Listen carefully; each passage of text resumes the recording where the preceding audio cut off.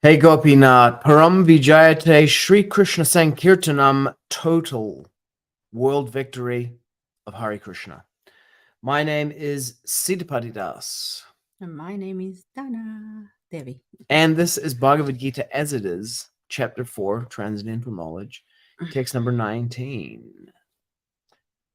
All glories to His Divine Grace, Srila A.C. Bhaktivedanta Swami Prabhupada, author of Bhagavad-gita as it is. Ito.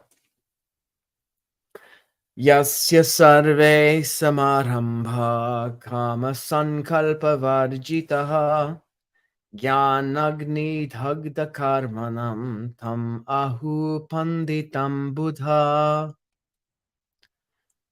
Yasya One whose sarve all sorts of samārambhāḥ in all attempts, kāma-saṅkalpa-varjitāḥ desire for sense gratification, determination, are devoid jñāna of perfect knowledge, āgni fire, dagdha being burned by karmāṇam the performer, tam him, āhuḥ declare, paṇḍitam learn it, budhāḥ. those who know. Translation: one who is understood to be in full knowledge. Let me say that again. One is understood to be in full knowledge, whose every act is devoid of desire for sense gratification. He is said by sages to be a worker whose fruitive action is burned up by the fire of perfect knowledge. Purport by His Divine Grace Srila A.C. Bhaktivedanta Swami Prabhupada. It's a small one. Yeah, take it away. Only a person in full knowledge can understand the activities of a person in Krishna consciousness, because the person in Krishna consciousness is devoid of all kinds of sense gratification propensities. It is to be understood that he has burned up the reactions of his work by perfect knowledge of his constitutional position as the eternal servitor of the Supreme Personality of Godhead. He is actually learned who has attained to such perfection of knowledge. The development of this knowledge of the eternal servitorship of the Lord is compared to fire.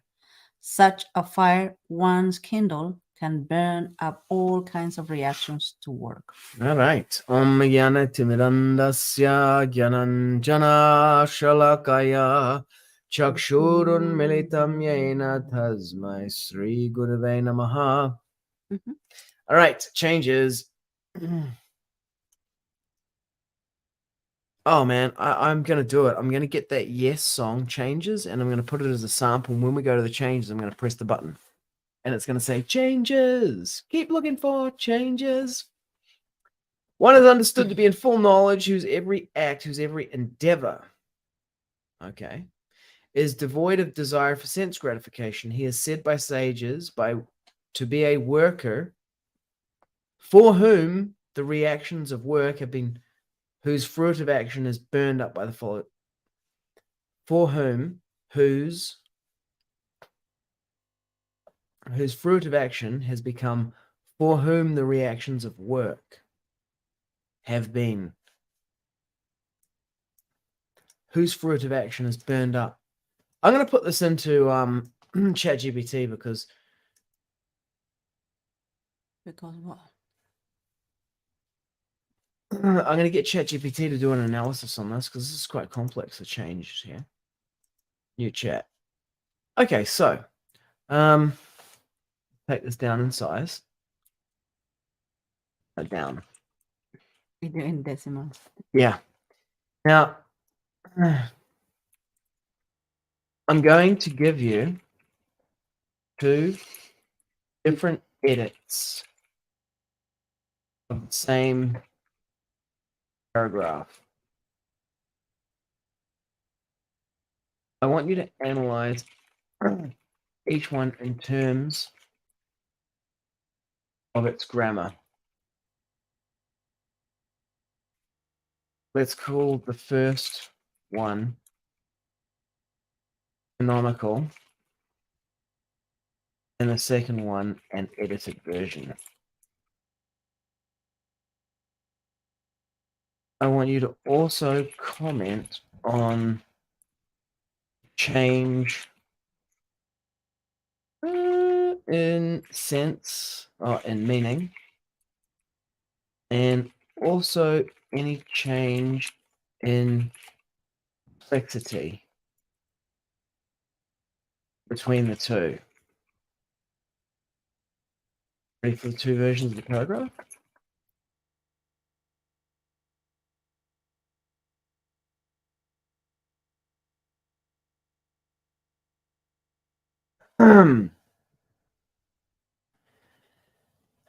Okay, grammar, meaning, and complexity. Okay, here we go. So, let's grab this one from here. What is that? Mm-hmm.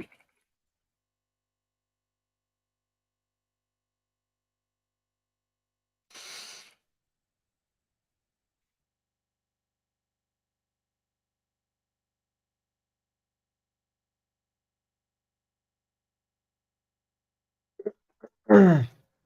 419. Amara barasha tumi tomara charane loino sharana tomara kinkora ami. Hey Gopinath, hey Gopinath. All right. Grammar analysis. Version 1, grammatically correct. Subject is clear. Structure is clear. But the subject, 1, followed by the predicates. The clauses are well structured, providing detail on the characteristics of the person being described. Version 2, grammar analysis. This version is also grammatically correct. Slightly different phrasing, retains a clear structure. The subject 1 remains consistent. The predicates still effectively describe the characteristics of the person. Comparison and meaning. In version 1, the phrase every act is used, while version 2 specifies every endeavor. While both act and endeavor can refer to an action, endeavor carries a connotation of a more deliberate attempt or effort towards achieving something. The shifts the focus slightly from any general action to more purposeful actions or pursuits. Version 1 uses fruitive action, while version 2 mentions reactions of work. Fruitive action refers to actions done with the expectation of some fruit or result, whereas reactions of work emphasizes the outcomes or consequences of those actions. This change makes the latter a bit clearer in highlighting the idea that it's not just the expectation of a result, but the very consequences of the work that are being addressed. Okay. Mm-hmm. Both versions are relatively complex due to their philosophical nature and phrasing.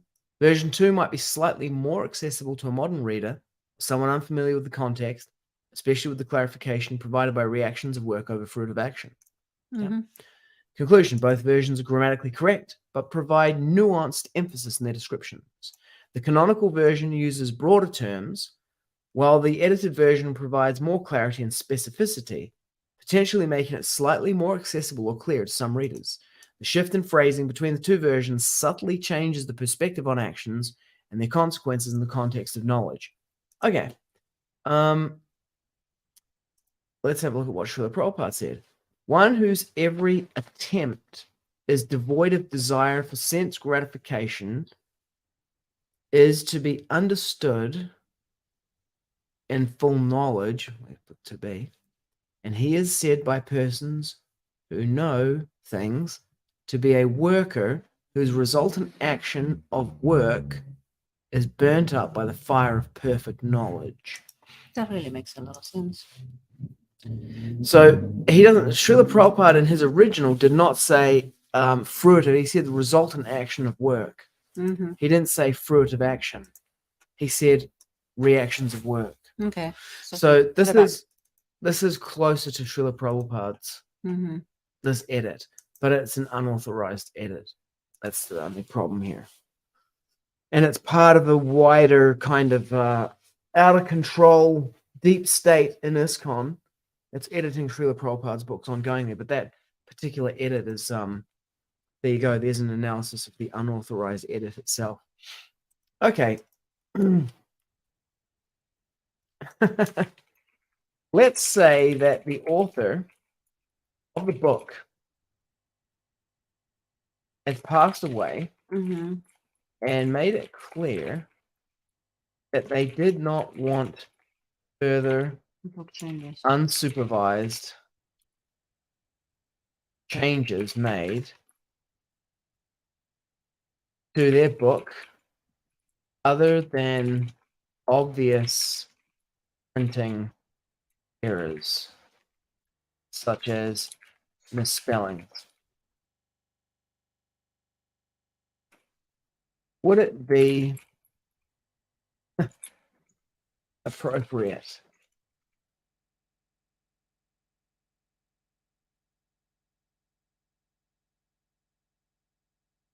to change version 1 to version 2 in service of making it more accessible to modern audiences? Let's see what ChatGPT says about this. This is just speculating. The matter of posthumously editing an author's work is ethically delicate given the hypothetical situation you provided. 1. Respect for the author's wishes. If the author explicitly stated that they did not want further unsupervised changes made to their book, then any substantive edits, like changing version 1 to version 2, would go against their stated wishes. Mm-hmm. Even if the intention behind the edits is to make the work more accessible, it might still be seen as a breach of the author's original intent. Nature of the changes between version 1 and version 2, while nuanced, do carry different connotations. The shift is not merely stylistic, it subtly alters the emphasis and potential interpretation of the text. Therefore, this isn't a simple, obvious printing error that's being corrected.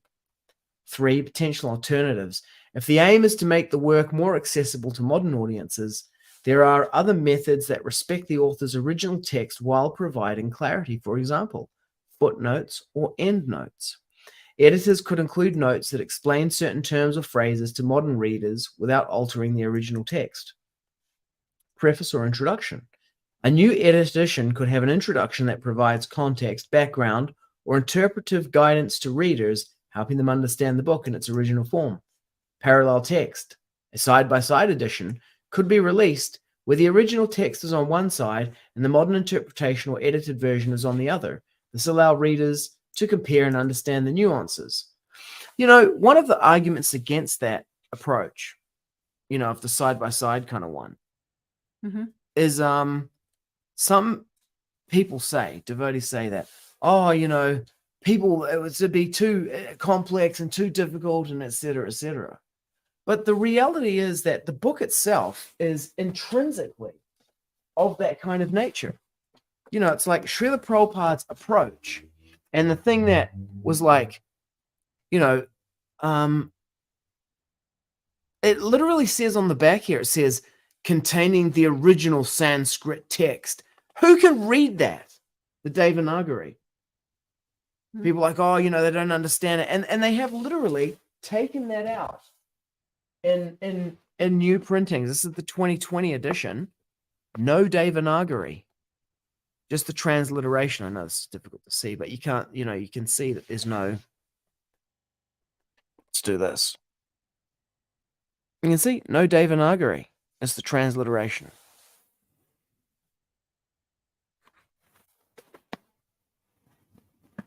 So it says here on the back of the book, and this is a whole point of Prabhupada's presentation, containing the original Sanskrit text, Roman transliterations, English synonyms, translation and commentary. Bhagavad-gita as it is the most complete. An authoritative transmission of this timeless scripture in print, and the only one that does not obscure the true spirit of Kṛṣṇa's teachings. Now, if they wanted to do what they've done, they should have gone with the definitive English edition of Bhagavad-gita and done a side-by-side edition of it.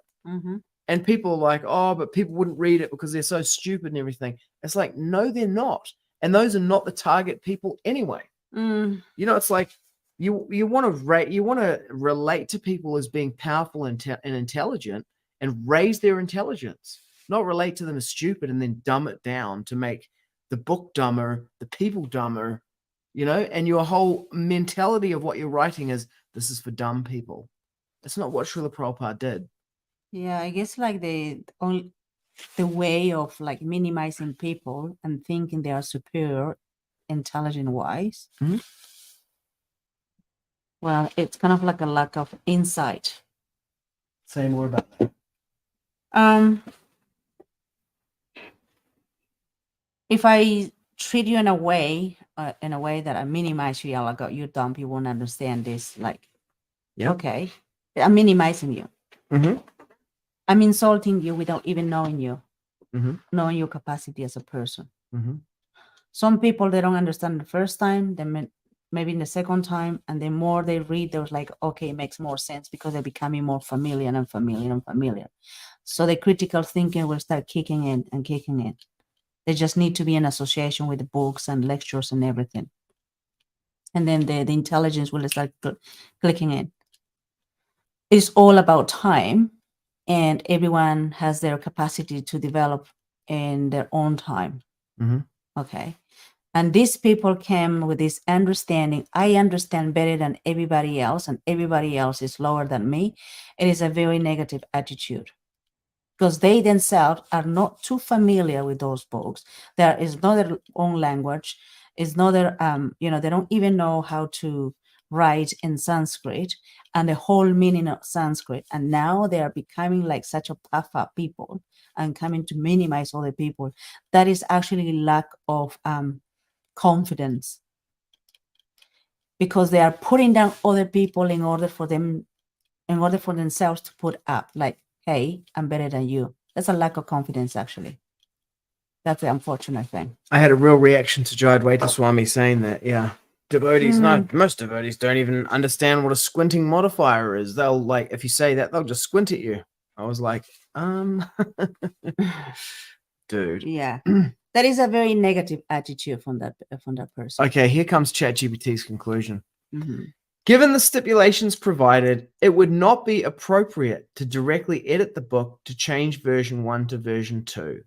The author's wishes should be respected. If accessibility is a concern, there are respectful alternatives that can help bridge the gap for modern readers without altering the original text. Yeah. Oh, man. Spot on. So good.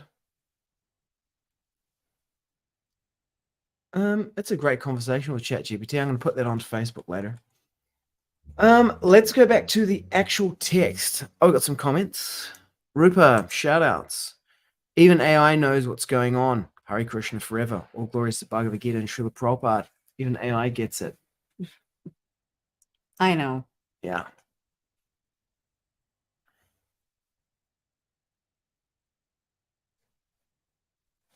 What are we? I mean, you could apply this purport actually to Srila Prabhupada. Only a person of full knowledge can understand the activities of a person in Kṛṣṇa consciousness. That's Srila Prabhupada. Because the person in Kṛṣṇa consciousness is devoid of all kinds of sense-gratificatory propensities, it is to be understood that he has burned up the reactions of his work by perfect knowledge of his constitutional position as the eternal servitor of the Supreme Personality of Godhead. He is actually learned who has attained to such perfection of knowledge. Development of this knowledge of the eternal servitorship of the Lord is compared to fire. Such a fire, once kindled, can burn up all kinds of reactions to work.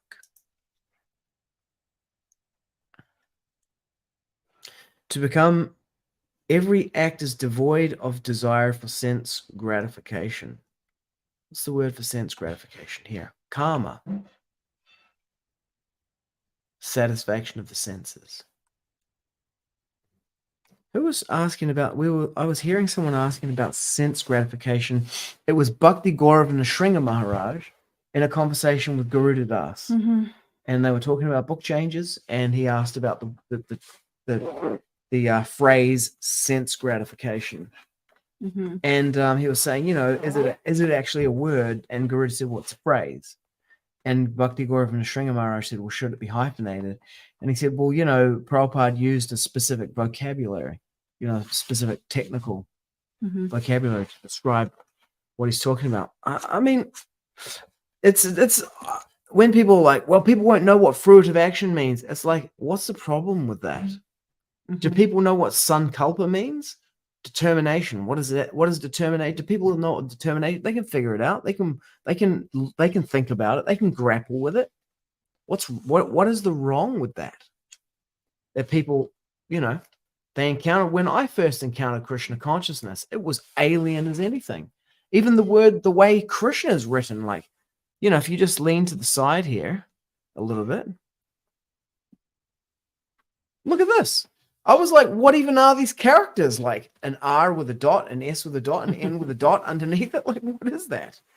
But it was kind of attractive because it was like something strange and different, Or something unknown and something different. Exciting. Exciting. Yeah. Yeah, it was cool. I mean, look at this thing. It looks like Dr. Zeus writing, I'm like, man, this is cool. And then the covers of the Bhagavad-gita, when I got the Bhagavad-gita put, it's like, man, this is like a whole lot of metal albums.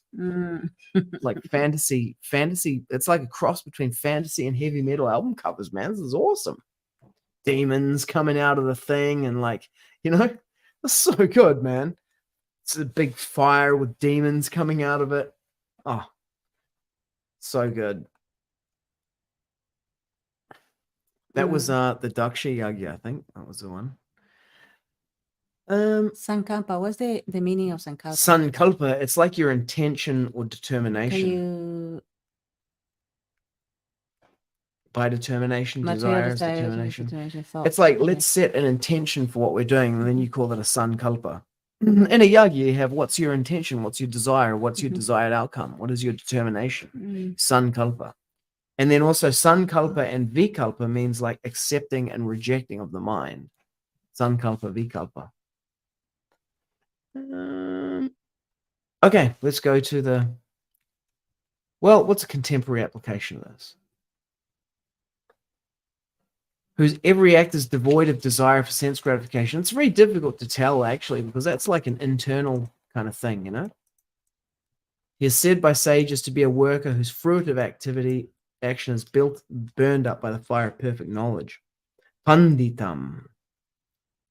Learning. Buddha, those who know. Intelligent pundits. Learned scholars. Okay. Oh man, that's a great conversation. Let's go with Te Reo Māori. 419. Right. What kind of insights we can get from this? Yeah, probably different insight. I have to say, I'm loving ChatGPT. It's so good. I use it for all kinds of stuff. I'm getting good at like using it interactively. Ko te tangata, I'm going to drop this I'm going to test this against Google's Translate first.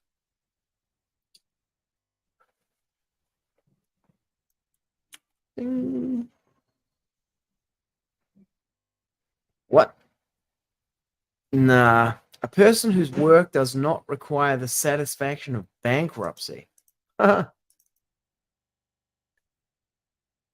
Bankruptcy. What is... Here, desire longing. Kai here. Maki. Sense. Nah, this is like... How did it get kai here meaning kai hao? As a Kai hao bankruptcy. meaning sense. Kite or ronga means sense. What if I change this to rongoa? Medical pleasure. Narongoa? Medicine. Rongo. Port. Peace. Kite.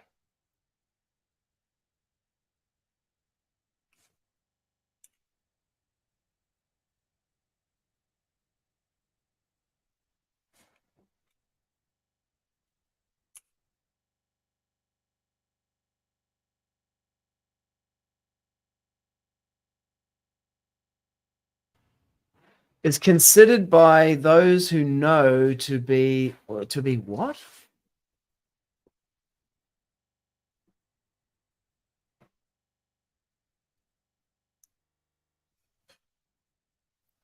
I mean, ¿Qué okay. estás buscando?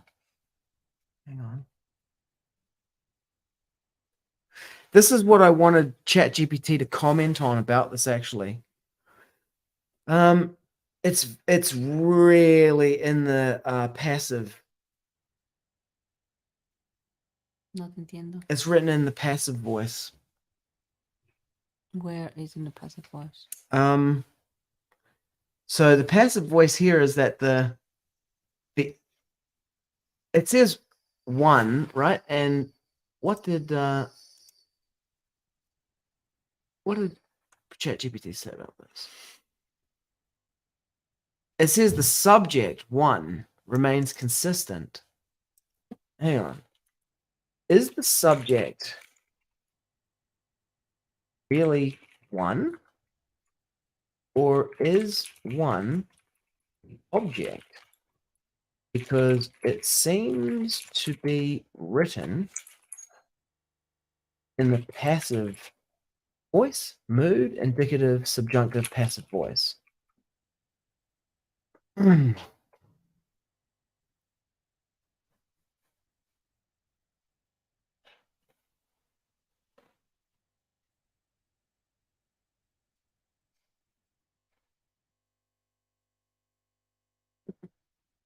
So this is the thing about ChatGPT is it's not perfect. Like, it's actually, it doesn't even know what it's doing. It's making stuff up. I mean, I could tell it. I wonder what would happen if I tried to tell it the opposite now. It will say something else about that. Let me see here. If I ask it this, let me give you a hint.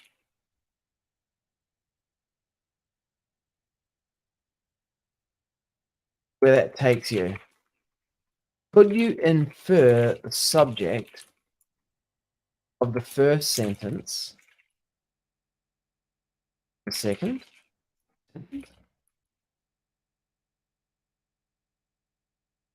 Ah, I see where you're heading. From the second sentence, he is said by sages to be a worker. The agent or the doer of the action in the passive voice of the first sentence could be inferred to be the sages from the second sentence. Okay. Okay, so please give me a rewording of the paragraph in the active voice.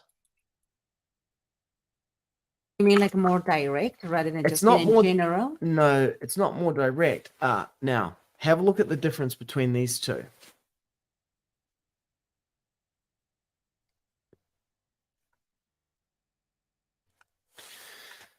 Okay, compare this.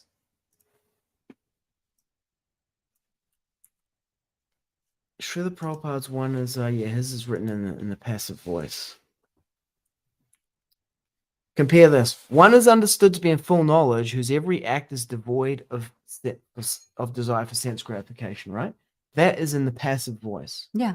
The active voice is sages understand that one possesses full knowledge when every act is devoid of desire for sense gratification. Yeah, but when he said one, that he refers to a general term. No, that's not where it is. It's in the verbs. The passive voice is in the verbs, honey.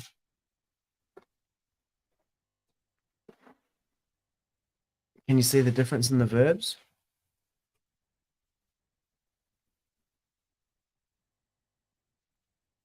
¿Dónde están tus lentes? Squint. Mm. Es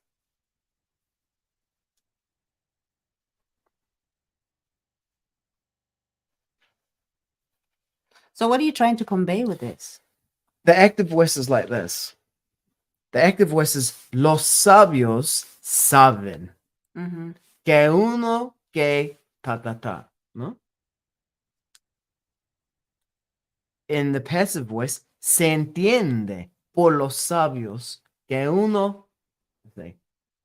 es entendido, that's passive. Por los sabios, es como esto. Es entendido por los sabios que los sabios saben que es como la dirección del verbo, es que el sujeto, los sabios, lo hagan. De otra forma, se hace. Es the passive is kind of like, instead of like the actor is like the actor performs the action. That is the active voice. The actor performs the action. Passive voice is the action is performed by the actor. You see how it's gone from the actor performs the action to the spot. Like, this is the classic one, right? In writing, now this is editing kind of stuff, especially technical writing, we're trained to eschew the passive voice and use the active voice.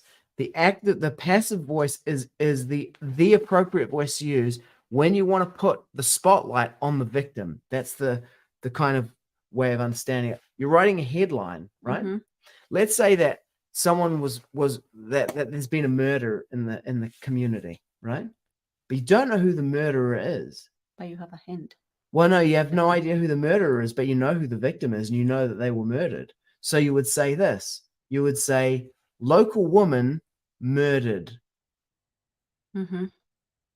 by mystery assailant. Right? You wouldn't say mystery assailant murders local woman, because your story is not about the mystery assailant. At this point, you don't know who it is. So the story is about the woman who got murdered, because that's what the spotlight's on her, right? So therefore you use the passive voice and you say, local woman murdered by mystery assailant. And so that's passive, murdered by, instead of the mystery assailant murders the woman, you're saying the woman is murdered by the mystery assailant. And you see it's like an inversion. So in this active voice, you see the sages are the actors. And the sages, what are they doing? They're understanding something, right? In the passive voice, one is understood to be in full knowledge, whose every act is devoid of desire for sense gratification. Now, ChatGPT's grappling with who is the actor. Like, it couldn't figure it out until I gave it a hint. The actor is actually found here, the sages. So this is actually the sages understand that one possesses full knowledge when every endeavor is devoid of desire for sense gratification. Right? They say he is said, not he is said by sages. Do you see how complex that is? He is said. What does it mean, he is said? The sages say that he is. He is said by sages. See how complex that is? That's complex. And so when translating this into Te Reo, the complexity of the passive construction and the necessity to infer the actor. So you have to read this whole first sentence, then read the second sentence to be able to understand that what's happening in the first sentence is caused by the sages. So let's go this one. My assertion is that this is going to result in a better translation than the other. Yeah, check it out. Here we go.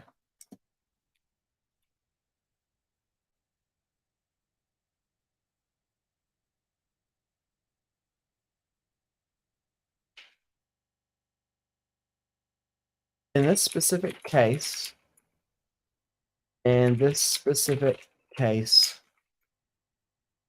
only. Here we go. Let's see. If this can get us a better translation. Dun dun dun. Did you know that I worked in the BBT as a translator? You? Yeah. When in Peru? Uh-huh. What did you translate? I translated a few books. One of them was Dave Murita Swami's Perfect Escape. I wasn't the main translator on that. I was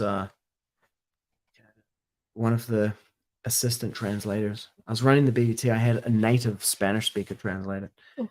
Knowledge becomes clear to a person who gets all the knowledge if his work does not require bankruptcy. Nah. No, They say that he is a kaimahi whose fruitful work will be extinguished by the fire of real education. Well, that's getting close, isn't it? Yeah, but not as close as what it is in Sanskrit. Knowledge. But then education here, it's see, it's chosen education, the second one. But here it uses knowledge. Clear. Na matanga. Matanga. Look here. Ka will. Marama understand. Na matanga. The sages. Ki te tangata ka fifi possesses. I te matauranga. Katoa. Complete knowledge. Ina kaure not. Ona mahi. I te hia, no longing, mo te whakahari kaihau. It's done this again. Let me check my concise Maori dictionary to see if it has a meaning for kaihau. And shout outs to Te Wiki o Te Reo Māori. It's the Maori Language Week. Oh, is it? Yeah. But it's Maori Language Week every week here. Kaihau. Nope, it's not in this. This is a concise dictionary. It's not te aka, which is like the... I'd like to get a full-scale, blown, written Maori dictionary. Yeah. Okay. Now that the language is coming to be more Well, did you know that this week there was a they handed over Te Maunga Taranaki to the local iwi, and it is the first place in New Zealand to be transferred to a completely Te Reo name, because you know that it used to be called Mount Egmont. Did you know that? where you find eggs. It was called Mount Egmont, but the name has gone out, and there's been a real strong push to eliminate that name here. Yeah. And now it's known as Te Maunga Taranaki. Yeah. Taranaki Maunga. So it's the Mount Taranaki. It's the first place to have the all Te Reo name. So that's how things are changing here. They'll all change. Like in Rhodesia, it's now Zimbabwe, and Salisbury is Harare. So same thing here. This one, again, it's going to require a native language speaker. I need to ring Edward Moses and speak to him about this. Okay. Which I will do. And I'll see if I can get a written Māori dictionary, because I love that stuff. Srila Prabhupada's writing, at this point when Srila Prabhupada was writing, and especially in India, the passive voice is preferred. It's an indirect style of writing. It's used in bureaucracy a lot. Politicians use it a lot to avoid accountability for anything. The classic example of it is mistakes were made. You see how there's no accountability in that? Like, who made them? Yeah, they don't want to point finger. Yeah, like person. Who made the mistake? So you notice that in you this, made the mistake. Yeah. And here it says, yeah, you're right. It says the action is being done to by an unspecified agent. So instead of saying, look, we made mistakes, no, you say mistakes were made. It's like, the politicians love it. Yeah. So, these policies will be, and now the focus is on the policies rather than the people making them.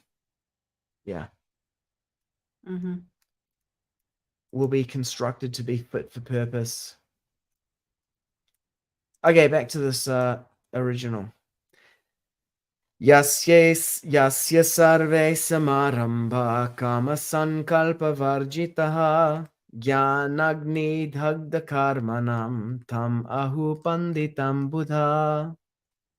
Kṛṣṇa is speaking, and he says, No, you read it before. Do. One is understood to be in full knowledge, whose every act is devoid of desire for sense gratification. He is said by sages to be a worker, whose fruitive action is burned up by the fire of perfect knowledge.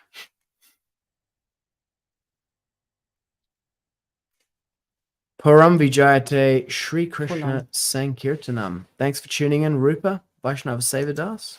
Which read? Red Shadow. Don't know. Red Hare Kṛṣṇa. See you in the next one. Haribol.